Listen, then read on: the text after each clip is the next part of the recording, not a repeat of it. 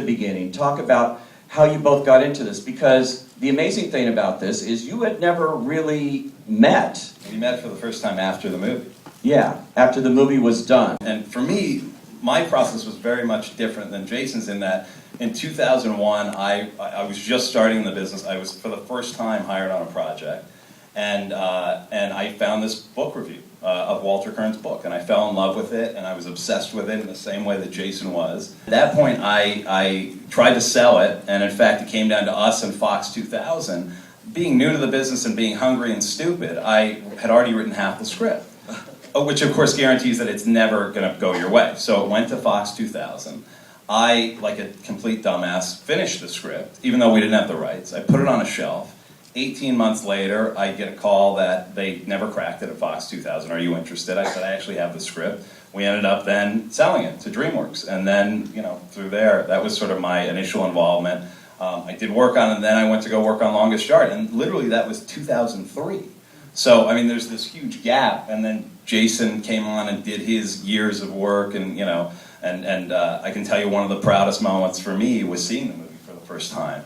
And seeing all the things that Jason realized, and I mean, how can I not be proud to sit next to him and to have my name next to him and all those things? So, you know, I think actually it's a success story in the way that things can work. Now, Jason, had you ever read Sheldon's draft of the script? No, I have to apologize. I've actually still never read your script. I'm sorry. I'm sure it's very good. No offense.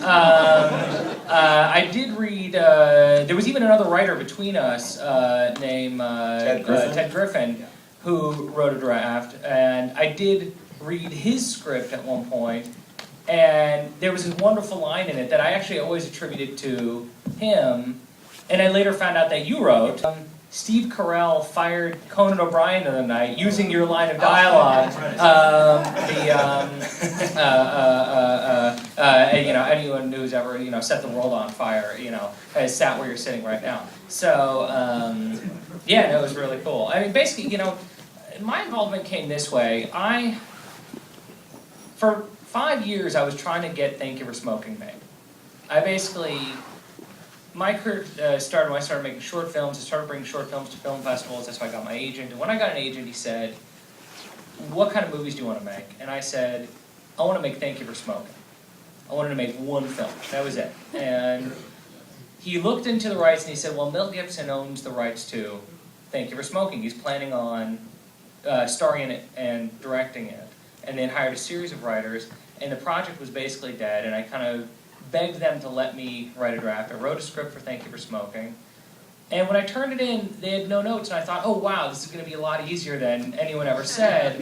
But nobody wanted to make Thank You for Smoking. Nobody wanted to make that movie. It was, it's funny, my entire life people told me that nepotism would pave the road for my career. And nepotism let me down. Nepotism failed me, frankly. I mean, really, nobody wanted to make that movie. And no mini major, no studio, no nothing, no independent financing, and it really broke my heart because I thought that was exactly who I wanted to be as a director.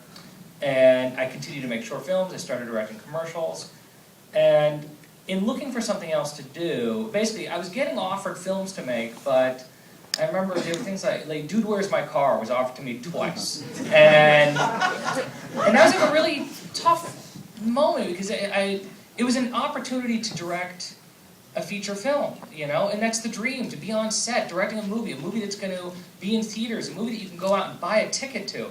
And I remember thinking, no, I'm sticking to my guns, I'm going to find a way to make Thank You for Smoking. And in that time, I found a copy of Up in the Air in a bookstore, and really the only reason I picked it up was because Christopher Buckley wrote the New York Times review for it.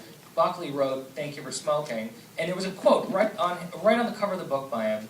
Well, if Chris likes this, I'll like this. And in it, I found a guy that I thought was extraordinarily similar to myself, both in the fact that he collected air miles religiously, which I do.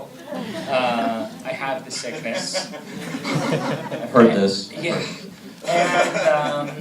And in addition to that, it was about a man who was trying to figure out who and what he wanted in his life, which is, the thing that I'm kind of obsessed with.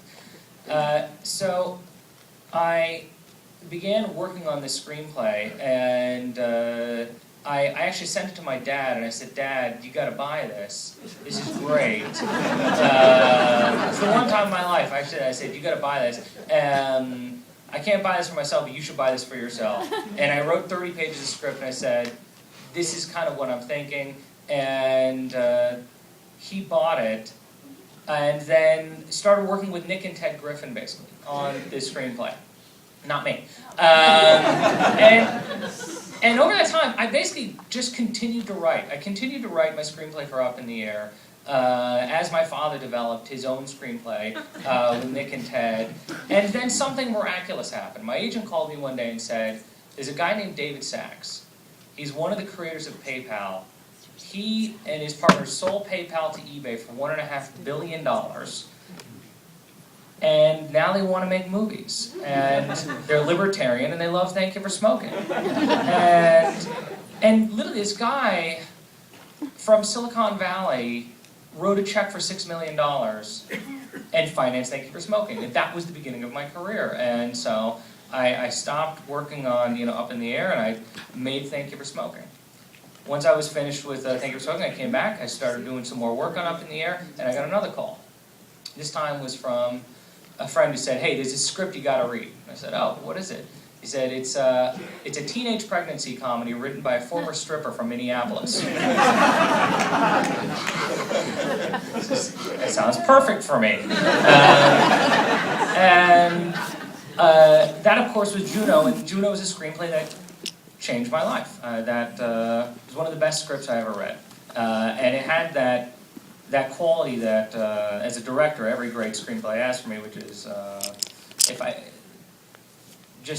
knew if I didn't direct it, I would regret it for the rest of my life. And it passed my ultimate test. I have to imagine another director directing it, and if that feels worse than that same director having sex with my wife, then I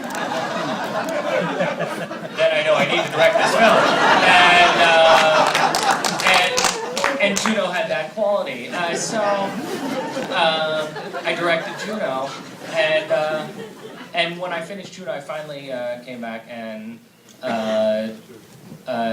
finished my draft of Up in the Air and brought it to George, hoping that he would say yes, and he did.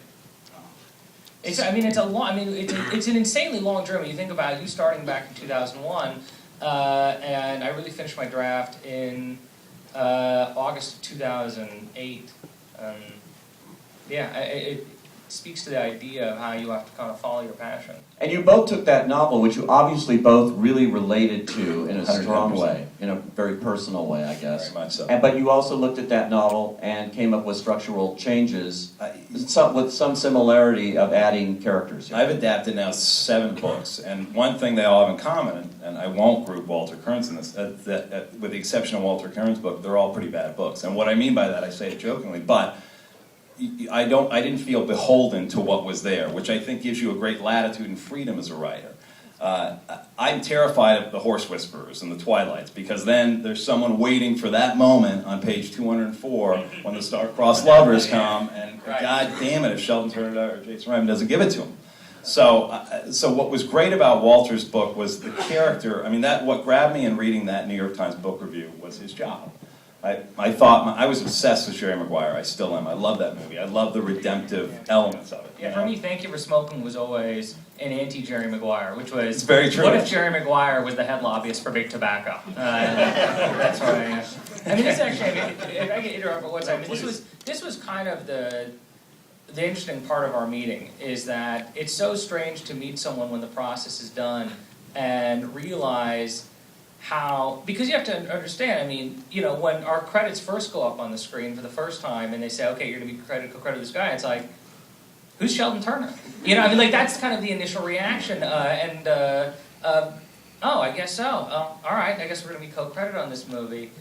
And then I meet him, okay, he's a great guy, but beyond that, I realized, okay, we were actually both drawn to this book for the same reason. True. And we both sat down to write the same screenplay.